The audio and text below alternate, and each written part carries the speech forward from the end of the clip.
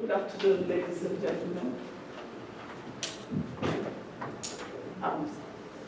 My name is Joyce Dixon-Pyle, and I'm the Collection Development Librarian for DePaul University. I'm an academic librarian. And for the record, I came into the library business, library, as an academic librarian after a stint with a PhD in teaching and all of that. And so I come in looking through the lens of any library entity, or any library fixture, or any library service with an academic lens. And so I was invited to look at a book entitled Jeff Bezos and the Age of Amazon, which was written by a gentleman called Brad Stone. And the work is one that looks at it from the point of view of business. This person, this Brad Stone, is a business reporter, and he looks at the Amazon enterprise as a business. And so I consider it a compelling narrative, and in which he chronicles the rise of Amazon.com, which in his estimation, and in the estimation of several other articles, is an enviable enterprise. And it was due to the dynamism, it was due to the innovative technology of this person that everyone describes as an icon. And I'm talking about Jeff Bezos. And in this work, Stone makes a series of meticulously substantiated claims. And those claims he got from family, he got from friends, he got from colleagues, and he got from a close study of the Amazon enterprise. He attributed the success of Amazon to the leadership qualities, to the visionary approach, and to the innovative outlook of Amazon's leader, Bezos.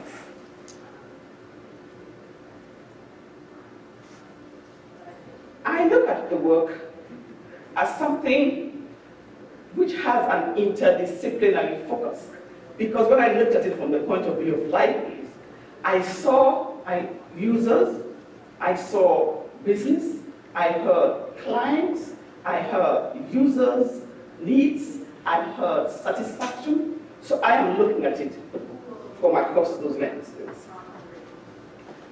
And he claims that for Bezos to have made a lasting impact on the future of books, and on libraries, and on the digital world, there is something about Bezos' leadership that is worth emulating. And that was what caught my attention. Because in the recent past, in the libraries, university libraries, academic libraries, have had to rethink their bona fides. They have had to defend their actions. They have had to defend their programs in order to secure funds. And in some cases, many people are asking, if we have Amazon, if the books can come in here, and we have somebody who can catalog it, why do we have to have libraries? And in the recent past, we have seen a drop in the census, the library census, the number of people, the number of students coming in. And that was what caught my attention. So I wondered, the reason why I'm looking at the book is to find out what it was that Jeff Bezos did that made this Amazon.com into the behemoth that it is, and why it has had such an important, a lasting, and dare I say, devastating effect on the industry.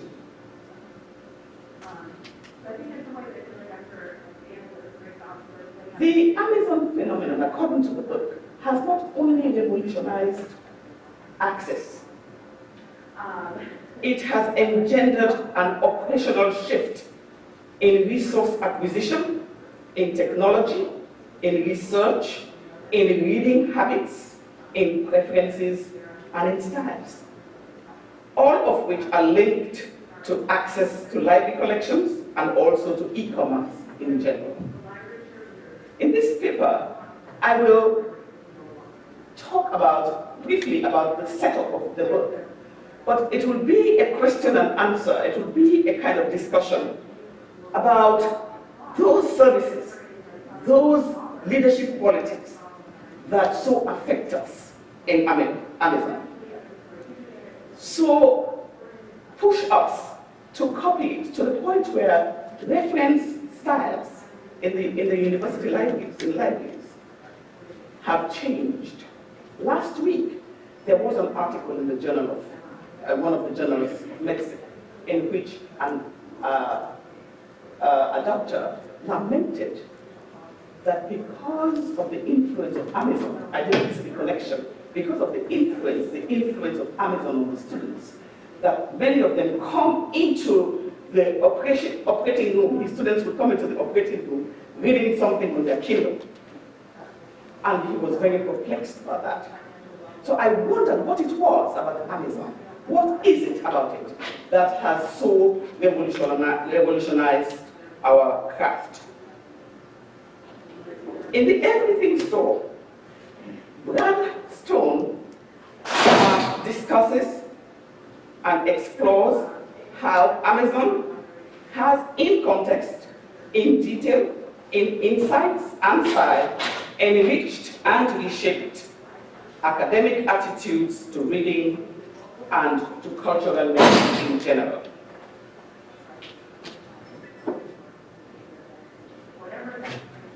Now, any study of American innovation and potential for successful businesses or organizational models would be incomplete from the literature that exists today without reference to Amazon. It was founded by Jeff Bezos in September of 1994 with the following mission statement. And it said his mission was to be, and I quote, to be Earth's most customer-centric company, where people can find and discover anything they want to buy online. That was his mission statement then. And then, since then, it has often been ranked as the greatest internet, one of the greatest internet executives he has been in the era. He created the Amazon store by first learning how to sell books. And after a slow start, the Amazon store grew steadily and has successfully grown into, and has succeeded exponentially over the years. It has become the enviable Amazon franchise that has not only changed online retail shopping for books, and etc., but it has simplified shopping for almost anything into a few easy, convenient clicks.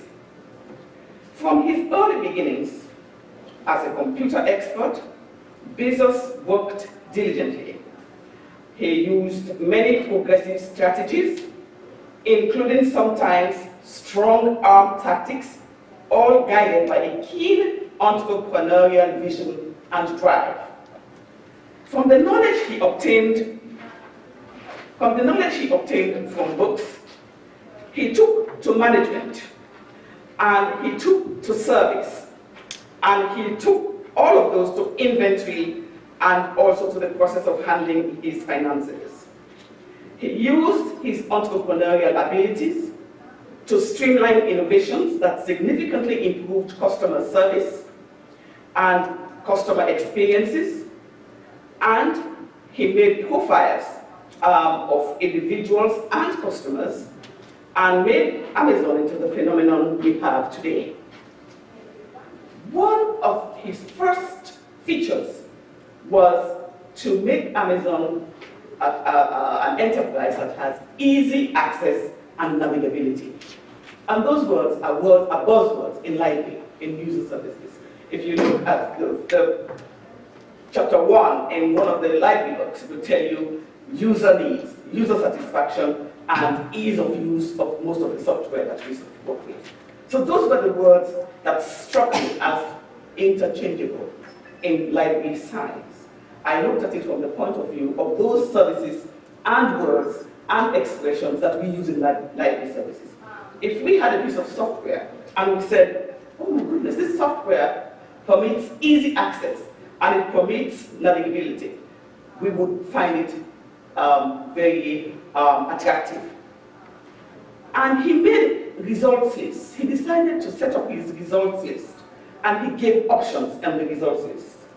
He made the customers write reviews, which were helpful to point demanding customers who feel that the focus is on them. He also implemented ratings in his on his website, and he used word-of-mouth assessments, which he characterized as powerful.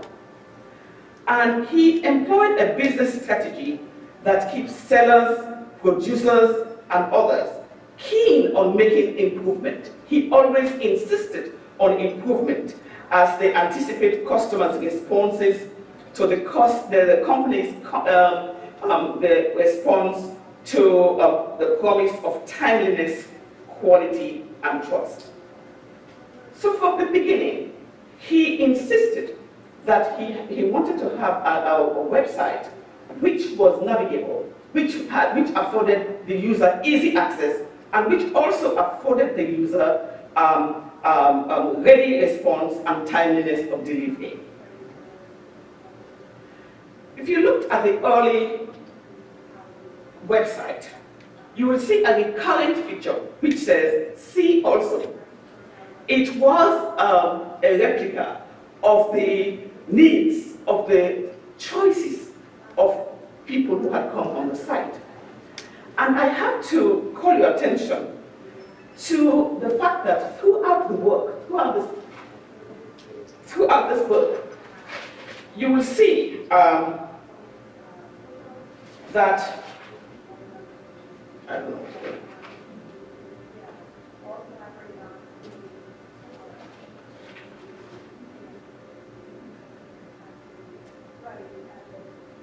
Are you scroll? Sorry? Are you trying to scroll? Press one? Are you trying to scroll, Doctor? Yes, I'm trying to, but I'm not familiar with this. Oh, is it a map? Yes, please.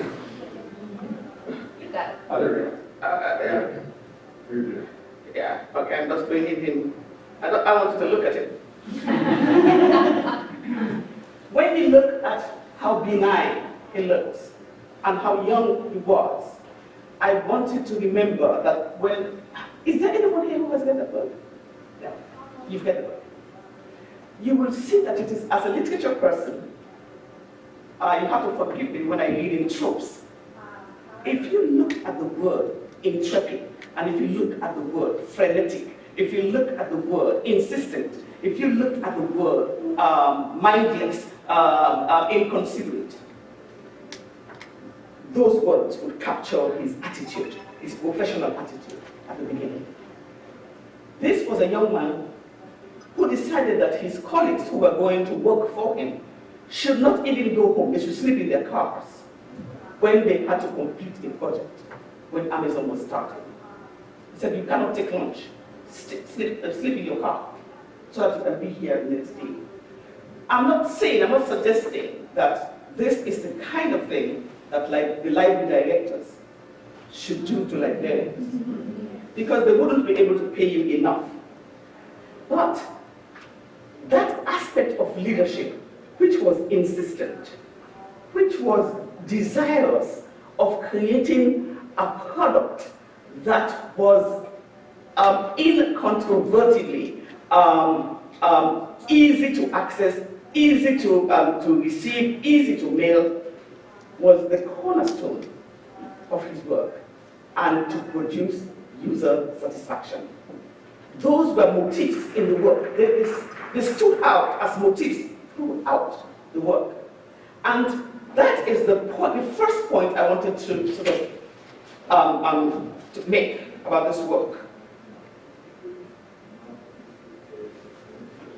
Over the years, every time he registered success, he would venture into a different format.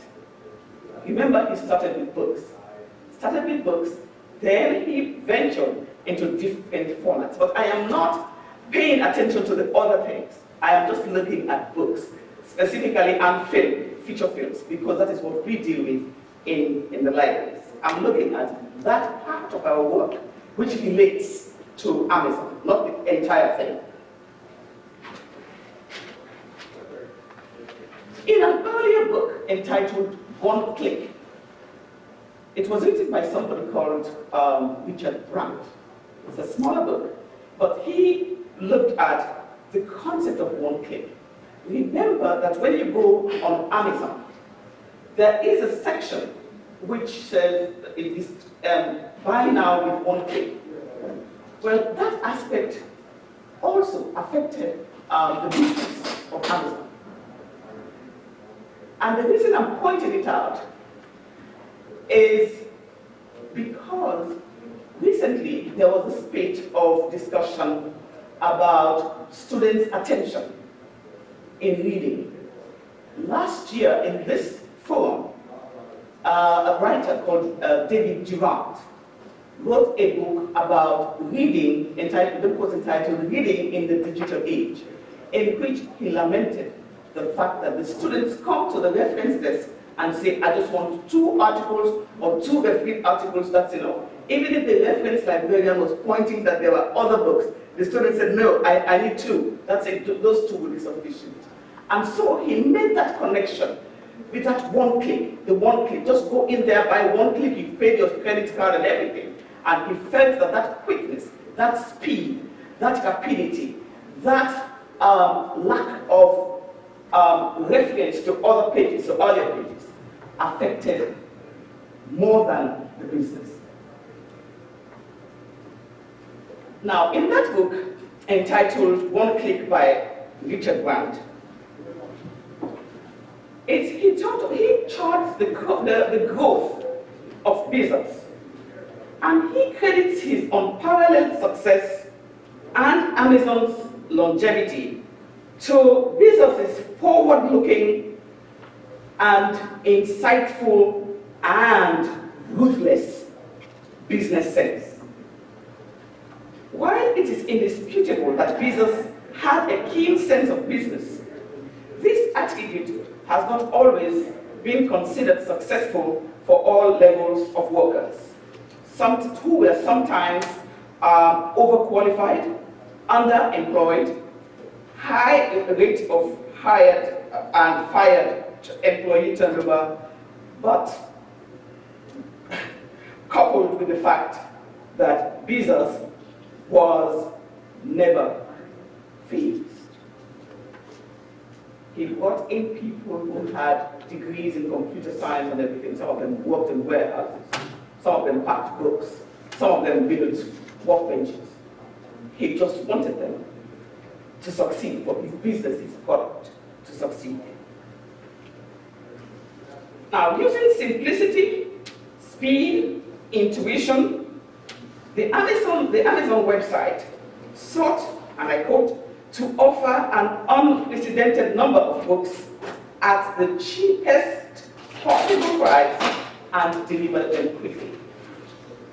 And that aspect, that sentence, to offer an unprecedented number of books at the cheapest price possible and deliver them quickly, had a devastating effect on 2 industries.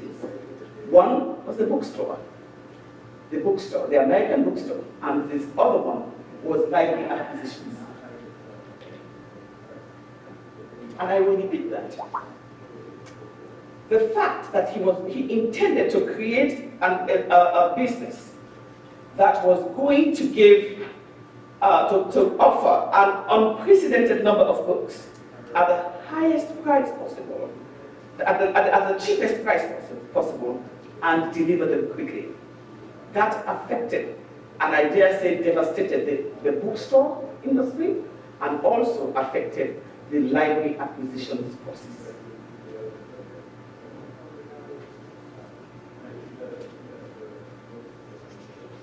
His assessment went viral, and he had, in addition to that, he added a punchline that those materials that he sent, those books that he sent out, would be returnable. Now, if you thought of the people who did acquisitions before, you find out that it was very cumbersome, very difficult to return material when you have selected books and the books arrive in the library. It is very difficult to return them because you have several processes to return them. And most of you who have been librarians, especially in acquisitions, would know that it is not easy for the publishers because they have sent it out. Well, Amazon devastated the industry because he could send the book overnight, and in addition, when you can send it back for free, his returns. And he called them, he used a library jargon. He said that was client-centered service. And he called them just recommendations, and that would meet the tastes and interests of the user.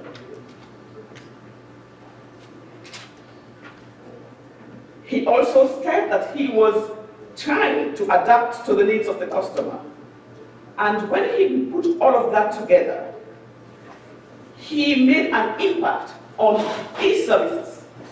He made an impact on e-services, which was a boon for e-commerce in general. Amazon created a mechanism for out-of-print or orphan books to be found. Formerly, out-of-print books were very likely to be found in libraries. And the storage facilities that they had for orphan books were almost too small, and some of those books almost died a natural death. So the ease of acquisition, added to the convenience of owning one's own copy, proved a great attraction to readers and researchers. And remember, we had talked about his software program, which and the website was very easy to access. So all those points pointed to the slow decimation of the industry.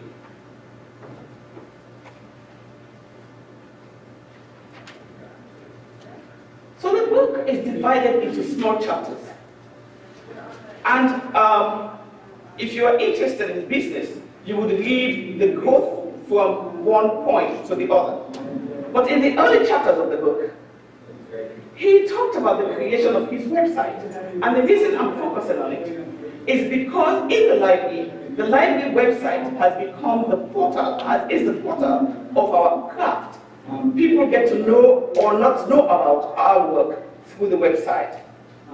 So he set it up meticulously, and he sort of put aside the initial trepidation of his colleagues, and he tried to take steps by his associates, which netted not only a small margin of profit, but due in large part to the many early challenges that faced ordering books and distribution requirements and all that. His website, the website that he created according to the book, helped to alleviate those problems which constituted challenges for the booksellers.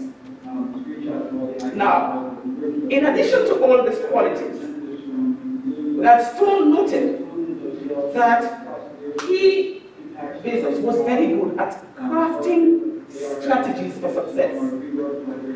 And that also caught my eye because in library meetings, when you talk to the library directors and deans of libraries, their business is to craft policies that would be acceptable not only to the administration that will fund them, but also to the librarians who execute them. So the jargon is very similar. So crafting strategies for success, like adding a book review feature, like reducing the number of customers going to other online bookstores. He helped customers to make purchase decisions and decisions. So there were codes which you could switch in both sections that would fit the library. If you read it very carefully, you would see that what the director does when he crafts policies. You will see what the librarian does when she strives for user satisfaction. You will see what the student does when he comes in and focuses on his needs, insisting on user satisfaction. Those are attributes and features that will be emulable for us in the library tradition. When the Amazon website went live on July 16, 1995, there were varied user responses, especially from those who claim to live several miles away from the nearest bookstore. From overseas, it gave rise to the smallest and most eclectic bookstore in the world. Relatively speaking, it was a small bookstore when compared to the larger bookstores that exist. But you will find out that once the website came into being, he experienced an increasing volume of orders, and shipping and packing became arduous, which was once arduous, and it led to the people taking more chances and people making several calls to the internet to make their requests. So within the first month of Amazon's launching, they had made a lot of sales. They had sold books to people in all the 50 states and in 45 countries. But the most important thing that we want to look at is that behind the success of Amazon, there were what Grant calls the tendrils of chaos. So he started to grapple with an ever-increasing demand, and he had long work days. He had the Amazon team that had to confront the task of crafting policies, crafting warehouses, building warehouses, and it was very difficult for them to avoid chaos. The first was a 30-day return policy, which could not be backed up financially because their supporting line of credit was regularly maxed out. So he experienced a projected loss of revenue, and also an unstable financial future was looming. So he went ahead borrowing money from person to person. And the reason I'm saying this, I'm pointing this out in the text, is that we do not want to give the impression, I don't want to give the impression, that this book gave the impression that it was an instant success. It wasn't an instant success, it was fraught with difficulty. But his confidence, his early confidence in executing his plans for the company, encouraged his colleagues who believed his prediction that the company's eventual ability to personalize a version of the website for each shopper based on his or her purchases was going to be a promise for the future. There was also another aspect that came out as a trope in the work. It was reference to businesses' maintained focus. He was insistent on courting investors and modifying his business plan as he went along. The values of the employees were important, but he valued only those employees that worked tirelessly for the sake of building a lasting company and increasing the value of their own ownership scale and stakes.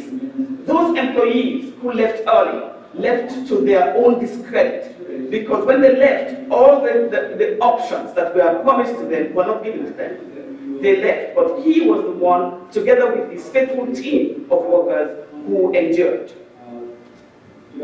So the entrepreneur's preference for a frenetic work pace was not an enduring attribute. His tendency to keep his goals confidential and his vaulting ambition for broadening the company's goals, some early employees say, were a negative in the history of the company. One of the adjectives the type of phrases that Stone used was that his work was based on zealotry. It was a work-first zealotry. And in 1996, his sales grew exponentially to up to 40%. And that was when the sales of his books took off. The number of books and orders each day immediately doubled. The world came to know about Amazon.com, and so Barnes & Noble, Borders, which were by then the country's largest book chains, marked a decline, a significant decline. And to me, that is the saddest part of the rise of Amazon. The next point that was made in the book, and these are the points that we're going to use to ask ourselves about library, is the influx of fresh capital. We all know that we cannot use the word capital in the libraries, but we use budget. And for me, I pay attention to the acquisition budget. Every time universities want to cut funds or they want to save funds, they resort to the acquisition budget in the library. Because that's something that can be flexible. And so, because Amazon had access to fresh capital, and they could do a lot of software upgrade, they could do a lot of hiring of talents. They could target individuals that are talented, and they could hire new talent. They could improve their customer service employees, and they could buttress their technical team in a way that libraries cannot. These also added an editorial group of editor writers, to the point where if you went to Amazon and looked behind some of the headlines, you would see editorial reviews. You would see reviews that were written by customers, but you would also see snippets of reviews that were written by professionals. At first, when I read some of the reviews, especially literature books, I am always reticent. I always feel that it was written by just an ordinary user, so I always question the authority. But now, when you look, if you click on the top, click on the title, and you go into the subject line, you would see words. Those words are not general customer words. They are reviewers' words. And sometimes some of these reviewers are from the academy. So Amazon was able to do that. I mean by that, he added an editorial group of writers and editors who crafted a distinct cultural voice for the site and strived to make Amazon.com the most authoritative online source of information about books. So a critical reader, that is very important. You cannot, and you're told on many occasions that you cannot read Wikipedia and just quote, then you don't know who's quoting. But if you read with a critical eye, and if you know the subject, you will be able to pick out the words, and you will know those words which were written by a professional as opposed to the ones which were written by an amateur. And that is where it affects libraries. When a student comes and you are able to help the student search and you find a list of material that they need, you are now required to read at a higher level so you'll be able to discern which ones of those reviews are authoritative.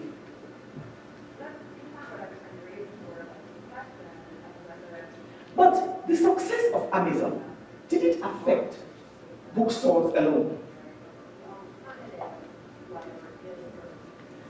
No, it didn't. And there is an article written by a student, a graduate student called Elvira, Jacobson. And she wrote a paper on those incentives. And she looked at how Bezos inspired people to buy books. One of the most insightful was the one in which he says to the other websites, if you can identify a user, and point those users to my site, I will give you a certain percentage of the cost of the book.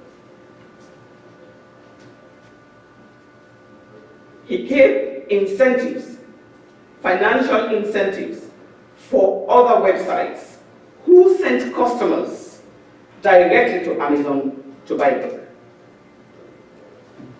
Now, who does that undercut?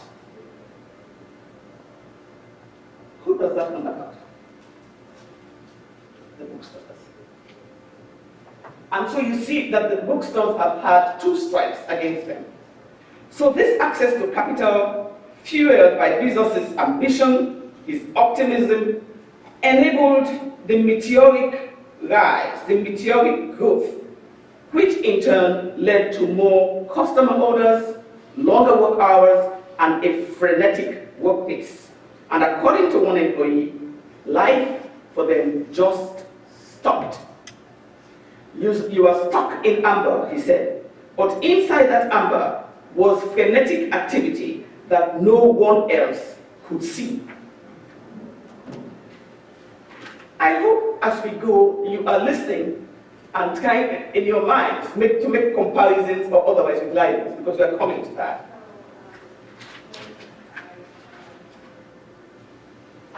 If you read the book, you will find out that all these chapters talk about all those things in different forms.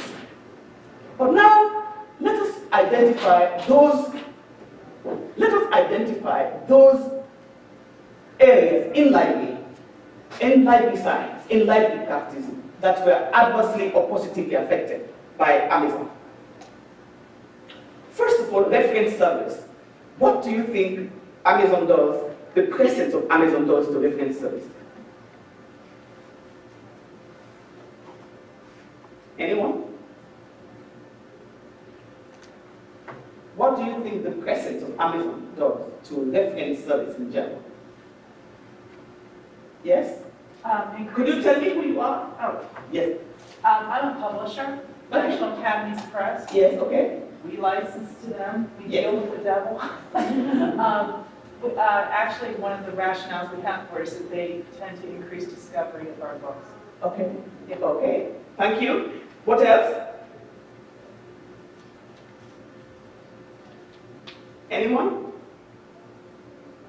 Well, it can help with reader advisory. I mean, they have a lot of those real life, kind of like novelist or something like that. I mean, people that purchase this also like this. Could you speak up, identify yourself to the librarian? I'm Elsa Loftus. I work at Portland State University. I was just saying it's helpful with reader advisory. People that bought this also like this. I mean, I don't use it as a reference myself, but I mean, it's a discovery mechanism, I suppose. Okay. Is there anything else? Anything else that anyone can add?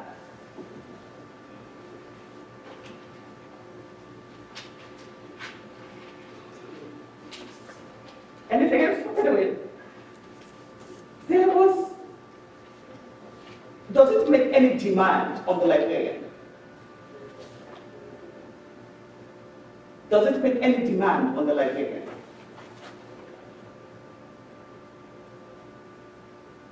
Yes? I'm Kim Wiley, I'm from Emerald Publishing. Yes.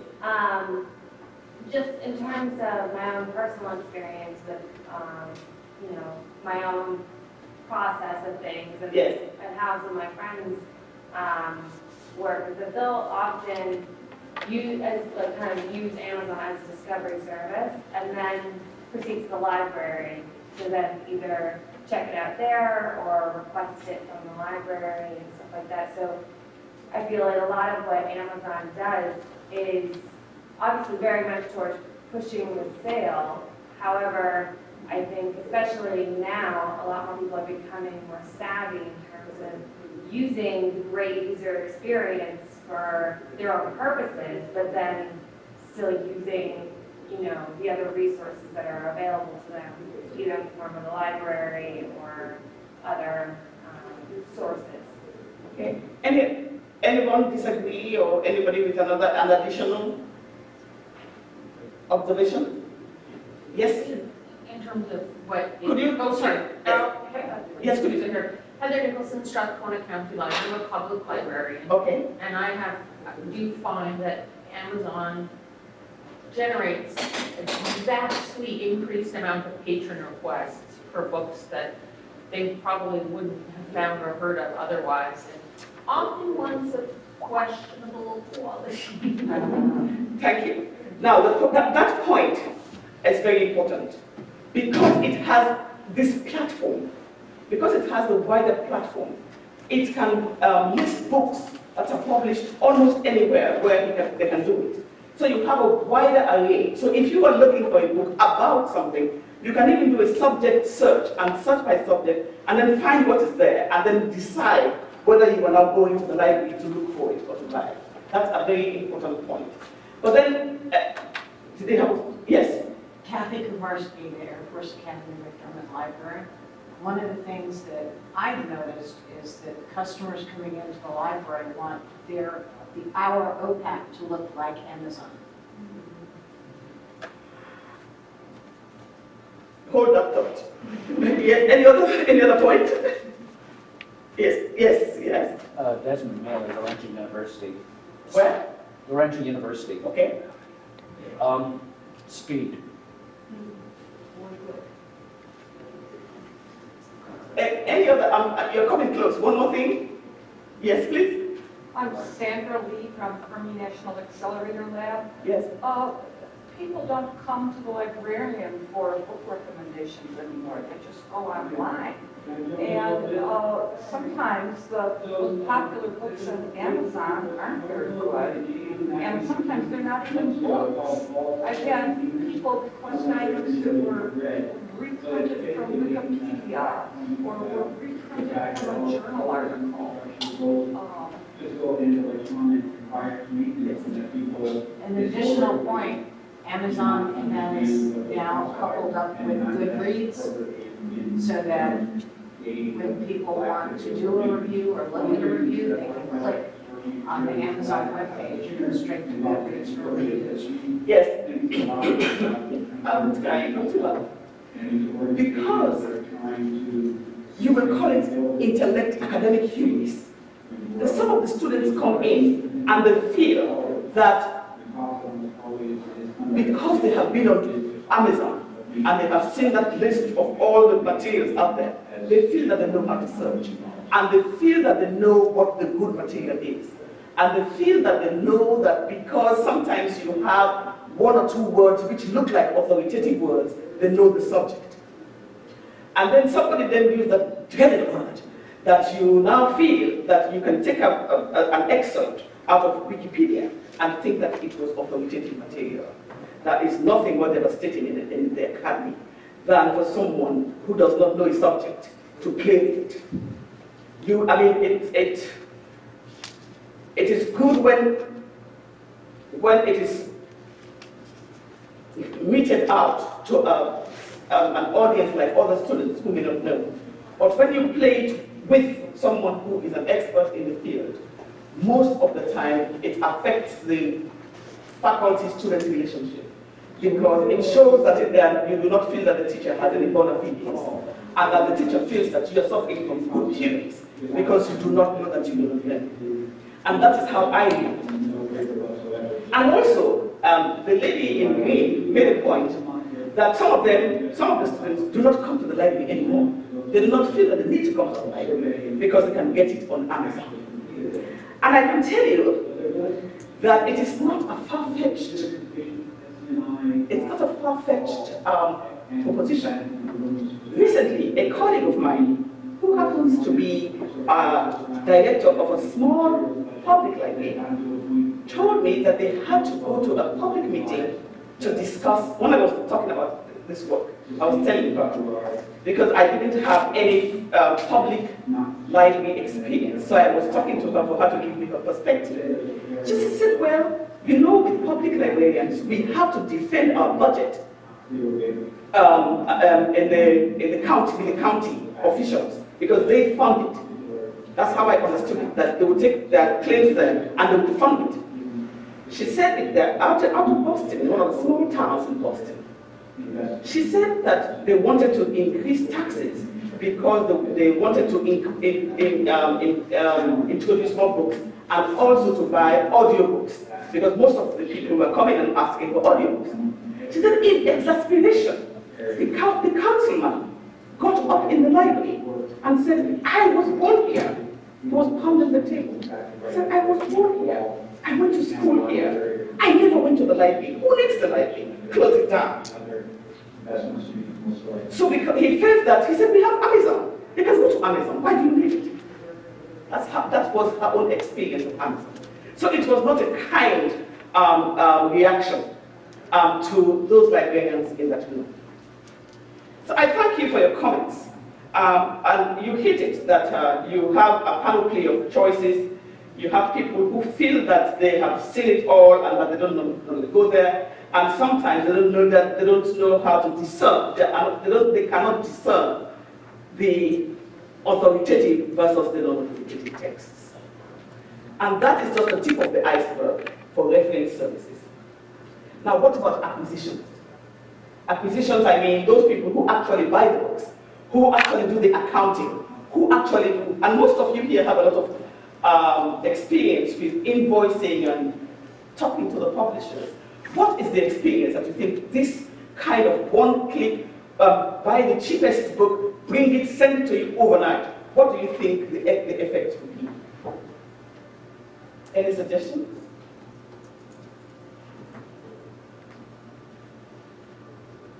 You don't need an acquisitions librarian. You just, someone in, purchasing and the main purchasing could just do it instead. Have you noticed that in the acquisitions departments in libraries, they are reduced almost by a third in almost every library? The acquisition staff, if you went into the acquisitions room where you had somebody doing processing, they will process the book, put their number on it, some of them will put that material to have a date on it. They are all gone. They are in the libraries. There used to be a whole pool because you have a situation where Amazon can do all of that for you and send that book to you in the morning, overnight. So Amazon's Jeff Bezos introduced several seductive options for consumers.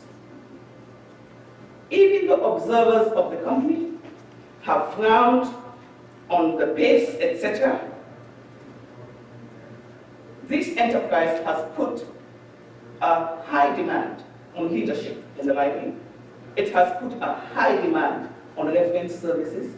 It has put a question mark on the services of librarians.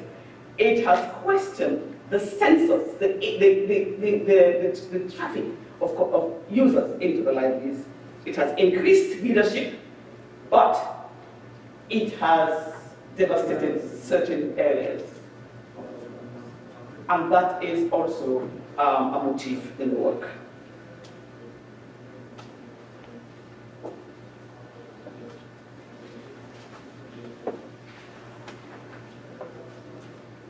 What about what's can you think of anything that is the equivalent of the one click in the library?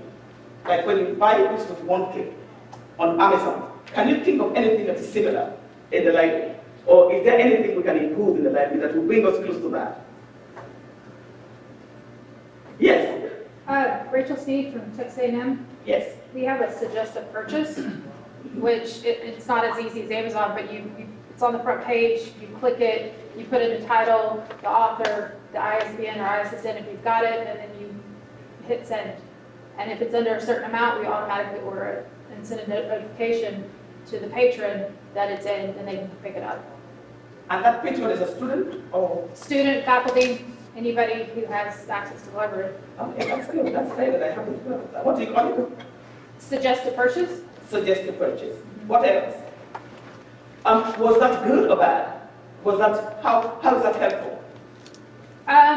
It streamlines the service of the patron wanting something, Yes. because we get it, depending on the media, we can get it in a week. If Okay. it's a book, if Yes. it's an ebook, Yeah. if it's a journal, it might take a little bit longer, Okay. but it's been pretty popular. We've had it for a couple of years. But isn't there a danger of doing it with journals? Well, it gets reviewed. Okay. It, The journals will get reviewed, yes. like I said, if it's under a certain amount, All right. it's automatically ordered. If Okay. it's over a certain amount, then it gets reviewed. Okay. Is it called what? Suggest a A purchase, purchase. Thank you, I didn't hear that. and it's on the front page and a big, nice. Okay. Is there any other service that are similar? Is there anyone with a purchase a book like that service? Do you have it? Where?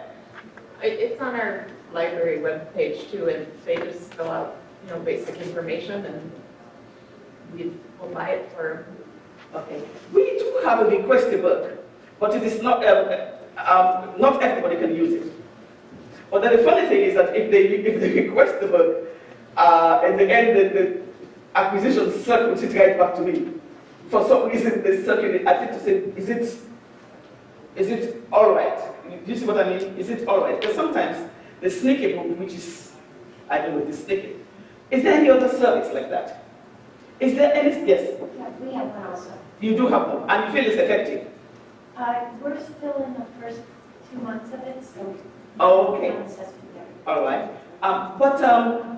Well, what is similar to the request book, to the one click? What about it? What about it? What about the service? What about the one click? What do you feel about the one click?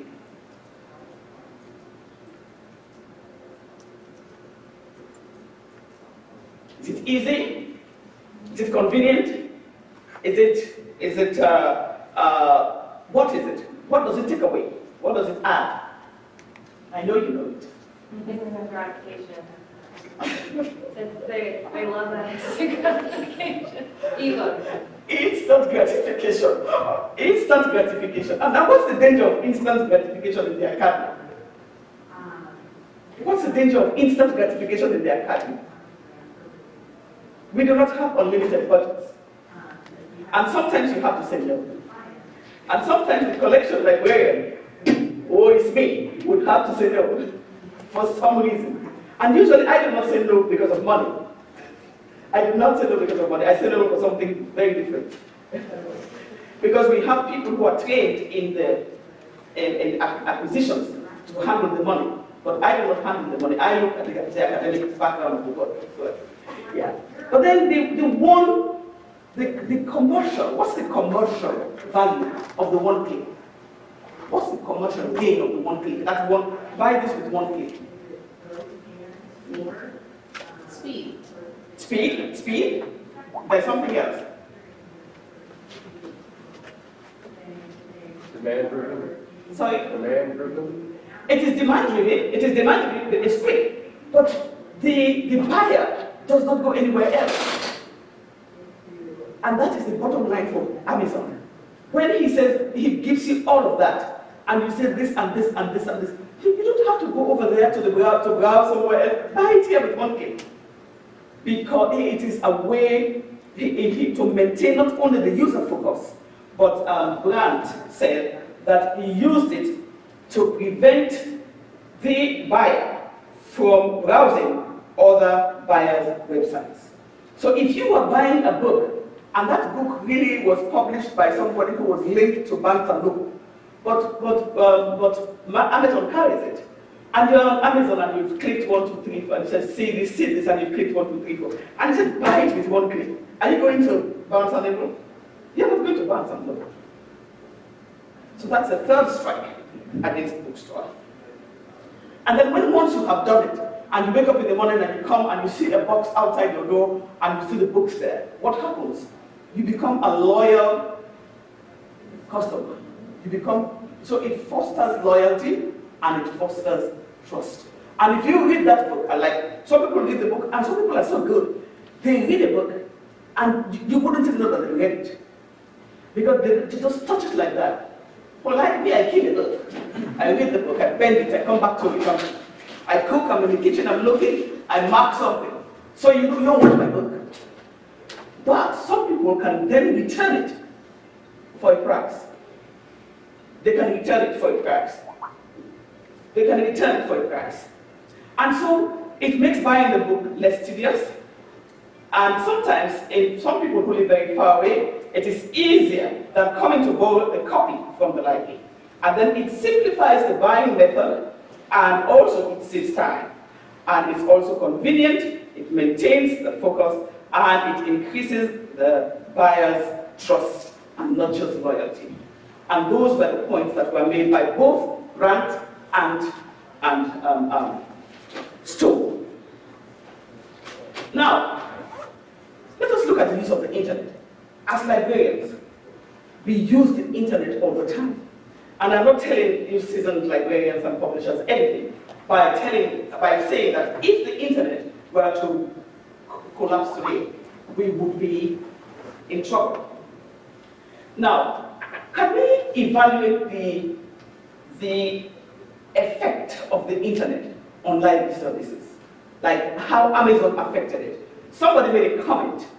I don't know whether it was you or the lady in green who said that the students feel that they have gotten to their destination. That that's the only way to search, that they know how to search. Now,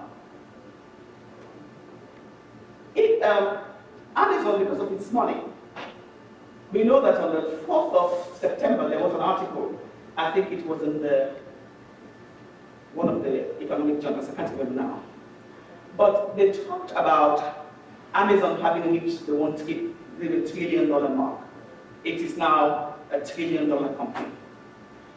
So what does that mean on their side? It means that in terms of enabling internet devices, buying technological devices, buying books, building big warehouses, and transporting things overnight. One time they were even talking about a drone service, that they are incomparable. The libraries cannot compete at that level. So, you have that internet-enabled, all those internet-enabled devices, not the least of which is the Kindle. Now, what has the Kindle done for you? What has the Kindle done for you? Yes? It gives the reader access to thousands and thousands of books immediately without having them to order. And you have them, you can read them anywhere. Anywhere immediately. Thank you. What else? Is there anybody else who has something about the Kindle? What does your Kindle do for you? You read book number 1 in a series, and you click, and you have book number 2. Right there. Right here. I have my eyes on you. I'll be looking at your Kindle. Guess what? What does it do for you? Why do you have it? He said he doesn't have a Kindle. You're very clever. Anybody? Can you tell me? Yes. You don't have to carry a book around. You don't have to carry. It's portable. It's portable. You can keep it, and you can have it anywhere. That's one big word in library that I'm listening for. Well, it's the same thing. Space saving. Space saving. Yeah. Yeah, and now you don't even need the Kindle device anymore. are, they've got the Kindle app, so you can have it on your phone, you don't have to even have separate devices. Yeah, and the Kindle app is, I think it has an enabling thing to let you make your own flashcards as you go, so it makes it actually add value to this. I was just gonna say that you have less collections management concerns as far as preservation, because it's an ebook and somebody else's. Now, what does the American Library Association say? If I went into the library, or that gentleman, the gentleman in white, went into the library 5 minutes before me and checked out a book. And then, yes, and you checked out a book, right? And you checked out a book. And then I come in and I say to the librarian, what did he check out? What's wrong with that?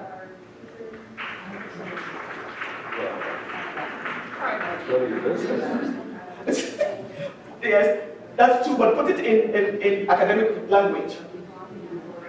Privacy. Now, what about privacy in the library? Privacy issues are, what you download from the internet onto your Kindle is your business. I mean, nobody knows. Do you see what I'm saying? So that it affects one of our conditions. That the privacy is embedded in the Bill of Rights of the library, of the American Library Association. That when somebody comes in, you do not have a right to disclose his reading list, his reading habits. So what the Kindle does, it cuts, the e-readers, cuts into the heart of our intellectual freedom option that we have in the Bill of Rights, that we should not disclose, and it doesn't even arise. Do you see where I made the connection? That there are certain qualities in the operations of Amazon. They may not be, they look benign, but then when you read it through the lens of the library, you begin to say, my goodness, we have privacy issues that somebody should not know what I'm reading. But if somebody picked up your work, picked up your book, picked up your Kindle, picked up your phone, it is out there. But initially, it is just your business. How does it affect library leadership? How does it affect library leadership? The Kindle, how does it affect leadership first? Increase it. On a broad plane, it increases it, yes? And then what? What about the quality of leadership? The quality of reading? That depends on the user. The quality of reading depends on the user and how they perceive it. Okay, Perceive the information. I couldn't hear you. The quality depends on the reader and how they receive the information and how they confer. Okay, talk about it from the point of view of a student.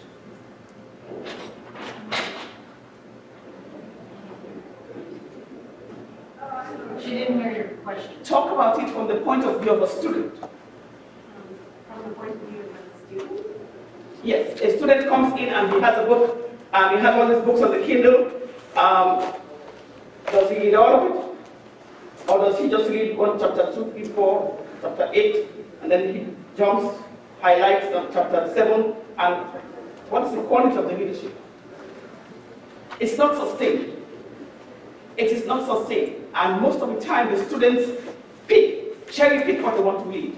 And sometimes they never read the book in its entirety. Sometimes they never do.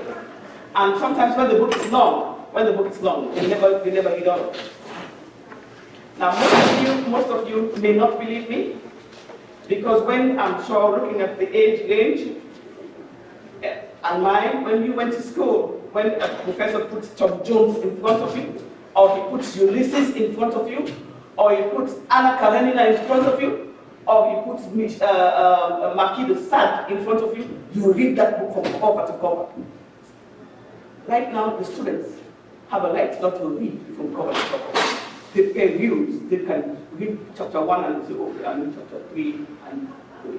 So the leadership of the Kindle, it increases it from the point of view of a fair general idea. The point of view of reading, it increases leadership.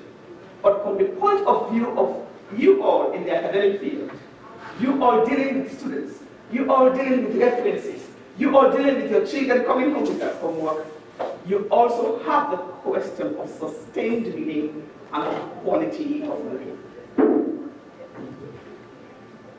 So reading access anywhere, you can read anywhere, it is portable.